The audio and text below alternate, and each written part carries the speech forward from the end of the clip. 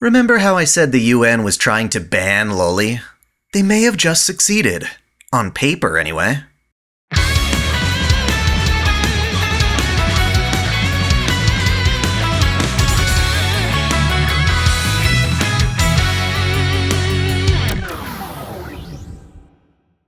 Welcome back to OtakuDaiKun! Before getting any further into this video, I want to clarify that I actually don't care for loli. It doesn't turn me on, and I often wish many characters weren't intentionally made to be so young. Perhaps that's the sentiment behind fan artists, who draw adult versions of characters. Sadly, I've been berated for even suggesting loli isn't necessarily the same as pedophilia. That said, don't mistake my defense for mutual appreciation. I simply believe cracking down on loli threatens to harm all of anime in general. More on that later. Back in February of this year, the UN tried to amend its operational protocol to the Convention on the Rights of a Child. Specifically, they had a section in the law extending their definition of what constitutes child pornography. The original proposal stated treating simulated explicit sexual activities the same as actual sexual activities pertaining to children, stating that simulated explicit sexual activities should be interpreted as including any material, online or offline, that depicts or otherwise represents any person appearing to be a child engaged in real or simulated sexually explicit conduct, and realistic and/or virtual depictions of a child engaged in sexually explicit conduct. Such depictions contribute to normalizing the sexualization of children and fuels the demand of child sexual abuse material. It specified that child porn could come in the form of visual materials, such as photographs, movies, drawings, cartoons, audio representations, any digital media representation, live performances, written materials, in print or online, and physical objects, such as sculptures, toys, or ornaments. This was an umbrella definition that would technically incriminate people for writing something as ridiculous as, say, "Little Timmy took it up the tailpipe." Little Timmy being an implied child, and taking it up the tailpipe being an obvious reference to butt time. It's written in print as of this video, spoken via audio, and I'm now declaring that Little Timmy is specifically 17 years old, about to turn 18 in 5 seconds. According to the UN, that still makes him a child, even though he doesn't exist, and I just made him up. If that law were to pass, and countries actually enforced it, I could be facing criminal charges, just like some 80-year-old creeper with photos of his real-life 8-year-old grandkids in a gangbang. That's insane, and naturally various countries stepped in to point out the bullshit. Both Japan and United States representatives were of like mind, for which I am very grateful, proposing they amend the treaty to indicate that in order to qualify as child porn, the work itself must actually involve the sexual misconduct of real children. YouTuber Lost Pause suggested in one of his video titles that the UN's ban wasn't accepted, but that's not completely truthful. Sure, the UN opened the proposal up for criticism, and many people and countries objected to it, but it appears the UN still has the final word on what goes into the treaty. On September 10th, they published a final version of the guidelines. While they trimmed a lot of the fluff from their amendment on child porn, they still left it wide open to issues. As it stands now, here's the final text. The committee is deeply concerned about the large amount of online and offline material, including drawings and virtual representations, depicting non-existing children, or persons appearing to be children, involved in sexually explicit conduct, and about the serious effect that such material can have on children's right to dignity and protection. The committee encourages states parties to include in their legal provisions regarding child sexual abuse material, aka child pornography, representations of non-existing children or of persons appearing to be children, in particular when such representations are used as part of a process to sexually exploit children. Honestly, this doesn't read any better to me. Drawings and virtual representations? That still includes any form of virtual media, and arguably still includes audio and literature. It is the gall not only to cite non-existing children, but also extends into persons appearing to be children. At least they were honest when they first thought such things normalized and created demand for child porn. Here they argue it can harm a child's right to dignity and protection. There's no clarity or basis for that statement. They might as well be, "It's bad because we said so." what should have been a sentence requiring said material to involve children in its production and intended distribution is instead an even more vague when such representations are used as part of a process to sexually exploit children. What exactly is that referring to? Do they mean if someone uses a drawing of a little girl to advertise actual child porn? I suppose if the drawing were made for that specific purpose, they'd have a point. As it's worded now, what's stopping them from just pulling the normalization argument all over again? Not only that, but they bothered to say "in particular," which implies the representations don't actually have to be part of an exploitative process. Hell, the words "in particular" really don't belong in this type of document in the first place. Looking at this, it's clear the UN's final draft is essentially just as problematic. They're serious about this shit too, requesting countries cross international borders to incriminate suspects and seize their belongings. The UN even suggests bypassing a nation's double indemnity laws. So all in all, the objections Japan and the US made to this law weren't really honored at all. It just became even messier than before. What does this mean for anime? Well, literally any character confirmed below the age of 18 who is sexualized in any way would still be considered child porn, no matter how adult they look. Matoi Ryuko would be deemed just as much a child as the girls from My Neighbor Totoro. There's really no way of arguing underboob isn't intended for sexual stimulation. For characters above the age of 18, it's still child porn so long as they look like a child. This could include characters like Marie Rose. If all nations in the UN accept and enforce these guidelines strictly, the anime fandom could change forever. Honestly, only time will tell just how serious countries will take this. It's a soft law of sorts, a document that urges nations to criminalize these things, even though it isn't a requirement. I keep hearing the UN has no actual authority, but I simply can't be that optimistic. When September 26th hits, the treaty will apparently go into effect. If complied with, the majority of anime, even shows like My Hero Academia or games like Persona 5, would be deemed child pornography. The companies that create these works, the stores selling them, and the fans buying them would all be liable for criminal charges. Considerable resources for law enforcement that could be allocated to actual cases of child exploitation would be wasted arguing over whether a bare midriff counts as sexual, or the supposed age of a friggin' drawing.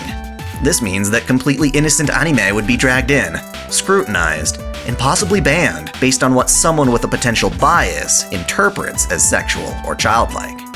I've already made a video on this topic, addressing anime's age problem and how the anime itself isn't the actual problem, but I'll highlight some of my points to show just how wrong the UN is with this decision. Due to cultural differences, the vast majority of sexualized anime women happen to be around 16 years old. In Japan, this is an age where teenagers are burdened to be mature, responsible, and diligent in their studies. Along with that comes some freedom, and the obvious awareness that teens are thinking of and having sex before they turn 18. In these cases, it would be wise to simply age up all the characters, because you can easily make the argument that a Japanese 16-year-old is just as mature, physically developed, and prepared for sex as an American 18-year-old. In the majority of these cases, the characters in question are drawn in such a way that they easily could have been 18 or older had the writer chosen to. After all, they're drawn to be sexually developed. When we find such characters attractive, we do so for their adult features.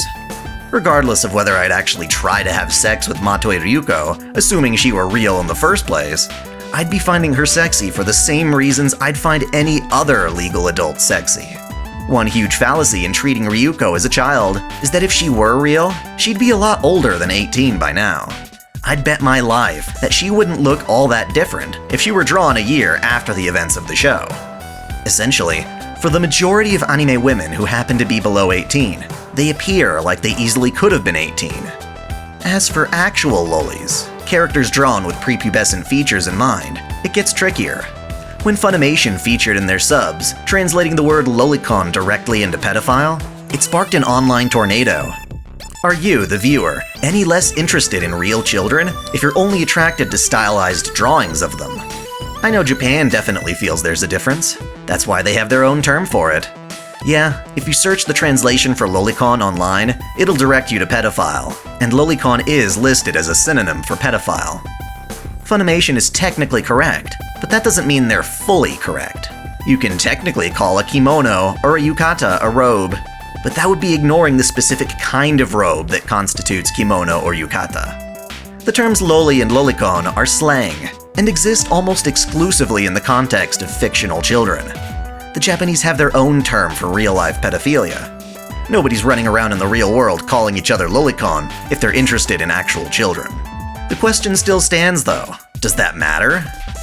Well, certainly. Doing something in a fictional or virtual space, using non-real, pretend representations of people, obviously feels very different than doing that same thing in reality. Even driving simulators like Gran Turismo are completely different from actually getting behind the wheel in a professional race. For one, if you crash in the game, you don't die. If you watch a horror movie, like Saw, you can't possibly feel as horrified as you would if these people were actually being tortured to death, because we know it's all just pretend. When it comes to anime, while these characters represent people, there are tons of stylistic differences that make anime characters very much inhuman. They're exaggerated, made as caricatures. Now, I'm not saying that someone who's attracted to lolis won't also be attracted to real children. No, I'm saying that it's possible to have an attraction towards lolis while still being repulsed by the idea of doing those same things to an actual person. Being lolicon doesn't inherently make someone any more pedophilic than being a horror aficionado makes someone a psycho or murderer. That said, the correlation between people's exposure to fictional sexualized children and an increase in child violations has yet to be determined in any official study. That's not to say studies haven't been done, but none of them have been able to reach the conclusion that something like lolicon actually causes more harm to real children. Obviously, I'm referring to works made by adults, using adults, for adults, at all stages of production and distribution. I'm all for taking measures to make sure children are never exposed to this kind of material. Children should never have to deal with these issues. Increased security isn't a ban, though. As for the adults consuming loli, it's very possible that the existence of a safe, fictional outlet for a pedophile's desires serves to deter the need to involve real children, not bolster demand for them. I'm sorry I don't have specific links to studies, but I've also heard that pedophilia usually isn't the type of thing people are socialized into as adults. For now, that's just food for thought. Let's assume legitimate studies showed loli actually did result in increased child sex crimes. Would it be reasonable to condemn the fiction? Wouldn't doing so violate our basic human rights? Turns out, yes. Article 19 of the UN's very own Declaration of Human Rights states that everyone has the right to freedom of opinion and expression. This right includes freedom to hold opinions without interference, and to seek, receive, and impart information and ideas through any media, and regardless of frontiers. That's right. Turns out having opinions, feelings, and expressing them through media is, in fact, a basic human right. So long as you're not violating the free will, safety, and security of others, you're allowed to express and exchange ideas. So unless you found a way to intentionally use loli art for the sake of trafficking real children, the simple possession, creation, and distribution of such material is fully within our rights. This is sad too, since the United Nations themselves have been found in violation of their own policies. Just last year, the Free Thought Project reported on an incident in which the UN was found to have employed over 3,000 pedophiles, resulting in 60,000 child rapes in the last decade. Under the guise of offering aid, UN employees, UNICEF recruits, and other affiliates were known to be abusing their authority to take advantage of children rather than actually helping them. Those who knew about this felt pressured to keep it a secret, under threat of being fired. Now, this scandal doesn't necessarily tarnish the ideals the UN is putting forth in their laws, but it does indicate that there are serious crimes being committed against children by the very people who are trying to stop it. This leads me to ask, would such a ban on fictional children really help children at all? Their argument is that the more loli gets spread around, the more adults will begin to think that finding children sexy is okay. They will extend their interest in loli to include real children, and increase the number of patrons wishing to abuse children for their sexual desires. Basically, the existence of loli causes more child sex crimes. Again, there's no data to support those claims, and the process of scrutinizing artists' works to determine the age of characters and what qualifies as sexual exploitation actually serves to complicate matters of child sexualization. After all, sexuality isn't quite so simple as, "Me see genitals, me likey." Sexual desire is both complicated and subjective. There's a fetish for just about everything. Unfortunately, this leads people to label what should be innocent fashion, exposure, or behavior as inappropriate, scandalous, or distracting. We've had these talks before about characters bearing midriff, like Pokemon's Nessa. Are we really going to limit the freedom of athletes just because a fetish exists for their attire? No, that's not fair. All that does is continually shame women, no matter what they wind up wearing. I fear that digging into how fictional children are rendered has the same ability to rear a generation of children who are constantly afraid that how they present themselves may victimize them. Furthermore, the obsession with determining people's ages can lead to disregarding the rights of actual adults. Face it, some adults look young, and just as it's possible to assume, based on appearance, that a teen is an adult, the same goes in reverse. Without diving too much into the whole Kick Vic debacle, I do want to mention a stunt that defense lawyer T. Greg Duchette tried to pull on Twitter. He posted photos of a woman receiving a kiss on the cheek from Vic Mignogna for a charity auction and created a false narrative where she uncomfortably bit off more than she could chew. Greg painted her as a 16-year-old being accepted as a sacrifice. The actual woman in the photos later came out and clarified that, at the time, she was actually 18, knew what she was getting into, and enjoyed the event. The blame falls on Greg for making assumptions, or trying to spin a false narrative. But I'd like to suggest that under a culture of demonizing depictions of children, there will likely be a tendency to over-assume who is considered a child. The truth is, people are going to be aroused by what they find arousing. You can't fight that, nor should you. What we as a society need to focus on is ensuring that regardless of what makes someone horny, people treat each other with respect and uphold each other's rights. When it comes to establishing this respect, fiction actually plays a vital role. It allows us to explore our own feelings in a safe space, so that we have no real need to put ourselves or others in danger in that exploration. Rather than policing this fiction, those same resources could go into, say, better screening the employees affiliated with the UN, perhaps monitoring them to ensure there's no foul play. That right there is actually tangible, and would guarantee children's safety a lot more. Now here's the kicker. You can go this entire video thinking, God, DaiKun is such a creeper for defending sexualized children. But I want you to come out of this realizing that, regardless of whether you like, support, or even care about loli content being banned, this particular amendment to the law is dangerous for all parties. It'll put more pressure on real-life women and children to find shame in their own bodies. It'll violate our basic human rights and stifle our ability to create works that explore and challenge controversial topics. It'll divert funds, labor, and resources from actually helping victimized children. Lastly, it has the potential to snowball and affect anime that you may not even consider problematic. At the very least, I don't want strangers and governmental agencies enforcing on me their interpretation of someone else's drawings. Sadly, to the best of my knowledge at the moment, this law is going into place regardless of what we do. They don't appear to be accepting any more criticism.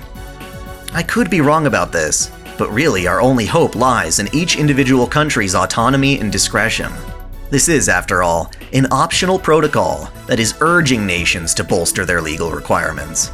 Considering the US and Japan already expressed concerns, it's possible that they won't be devoting too much effort into enforcing it.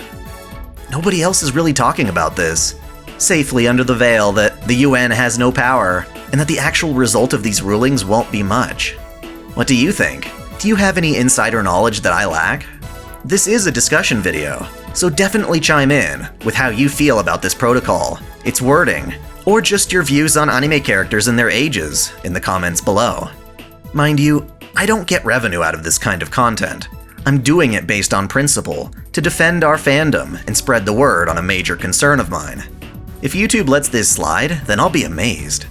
If you appreciate what I'm doing by addressing these touchy subjects, please consider supporting me as a YouTube channel member or patron. At the end of the day, I want to show that sexy anime content is entirely separate from all the horrific things people associate with it. It gets censored and demonized, and I'm all ears for ways to combat that.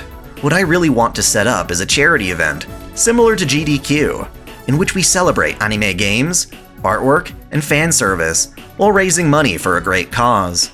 Perhaps toward research into fighting cancer, or for child protective organizations that aren't so skeezy. If you'd donate to such an event, let me know.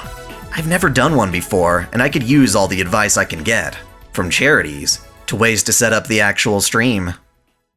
Thanks for watching! If you enjoy this channel, help me beat the algorithm by liking, commenting, and sharing the video, subscribing to OtakuDaiKun, and most of all, smashing that notification bell as if it were your waifu. That way you'll never miss out on all of my anime content, lore videos, live streams, and Holy Waifu Wars polls. My vids are struggling to get featured, so that bell is absolutely critical. If you want to support me directly, check out my Patreon, or consider donating via Super Chat. And as always, celebrate your fandom.